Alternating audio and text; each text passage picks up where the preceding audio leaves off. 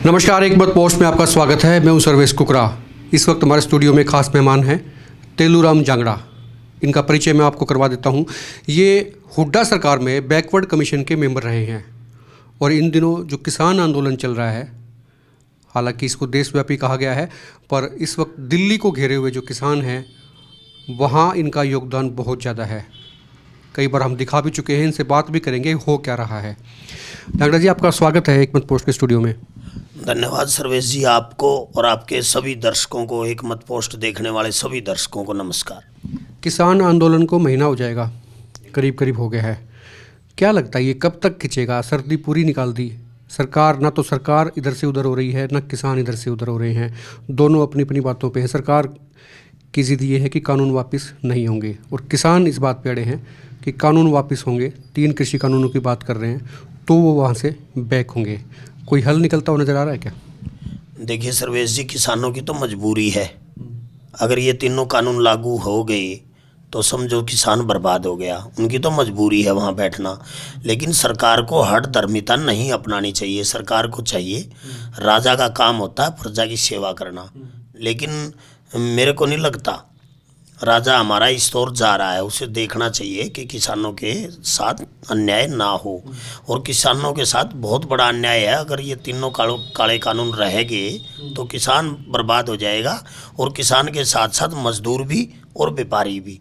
ये लोग ये ना समझें सिर्फ ये किसान का आंदोलन है, ये 36 बिरादरी का, सब व्यापारी का, मजदूर का और किसान का। इसमें कोई शक नहीं, किसान किसी भी बिरादरी से, जाति से हो सकता है, इसमें तो कोई अड़चन है ही नहीं। और खेती तो करते ही हैं। ग्रामीण पृष्ठभूमि में जो भी लोग होते हैं वो किसी न किसी तरीके से कृषि व्यवसाय से जुड़े भी होते हैं, चाहे वो खेती करें या खेत उनके हों या ना हों, जैसे भी हों, लेकिन वो जुड़ाव उनका जरूर होता है। चाहे वो पशुपालन ही क्यों ना करें, खेती उनसे भी इनडायरेक्टली जुड़ी होती है।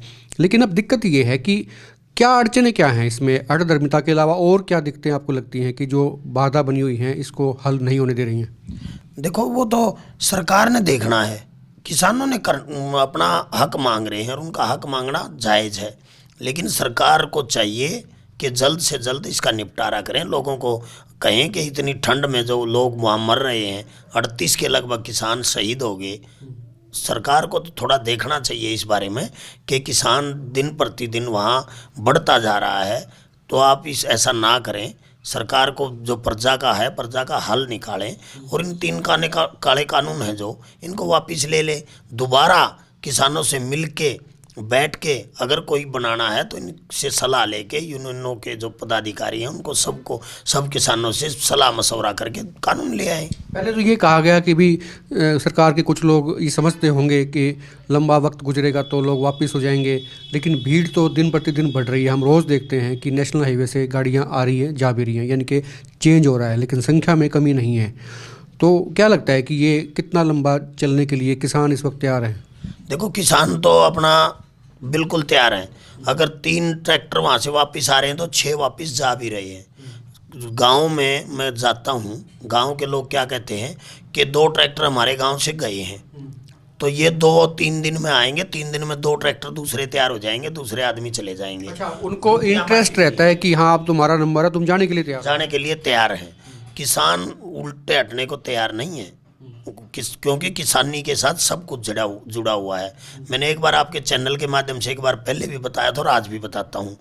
किसान के उसके साथ, कृषि के साथ, हमारा कृषि प्रधान देश है, उसके साथ हमारे देश की जीडीपी जुड़ी हुई है। आप देखो, किसान का जो पैसा है, किसान कभी भी घर नहीं जाता। किसान का पैसा सारा बाजार में घूमता है। या तो अपनी बेटी की या बेटे की शादी करता है, या मकान बनाता है, या कोई न कोई अपना ट्रैक्टर खरीदता है, ट्रॉली बनाता है, कोई न कोई अपने यंत्र खरीदता है।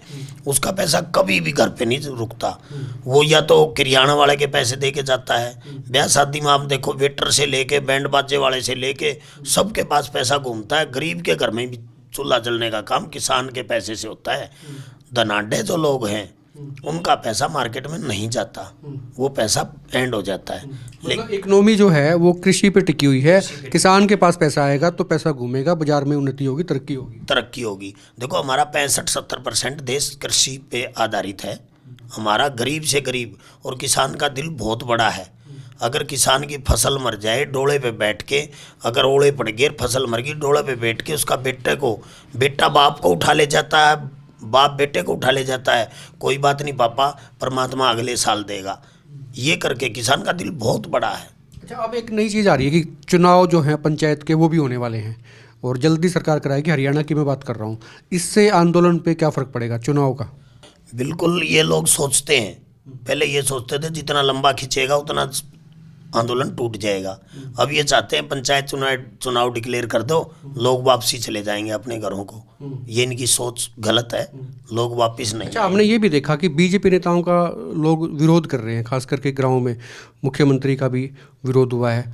तो ये क्या है, इस परंपरा को आप किस तरह से मानते हैं, या ये स्वाभाविक प्रतिक्रिया मानते हैं? आप इसको किस तरह से देखते हैं?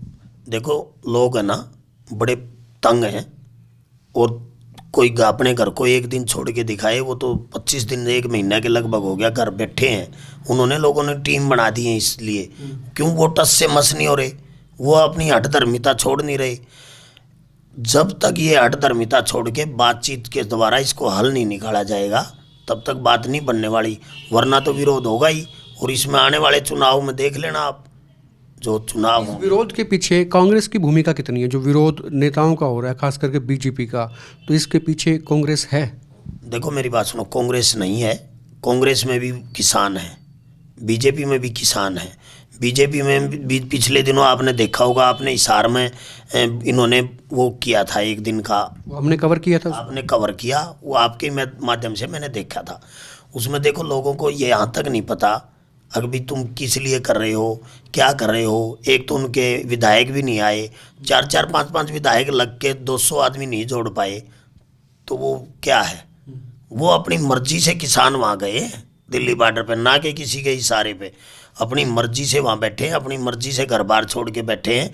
अब आप देखो, किसानों की फसल नहीं बोई गई है, कणक बिजाई का टाइम है, कणक में पानी लगाने का टाइम है, किसान अपनी फसल को छोड़ के वहाँ बैठे हैं। तो सरकार को चाहिए कि जल्द से जल्द इनका निपटारा करे और इनको कहें कि अपने घर जाएं, ठंड में लोगों का बुरा हाल है वहाँ पे।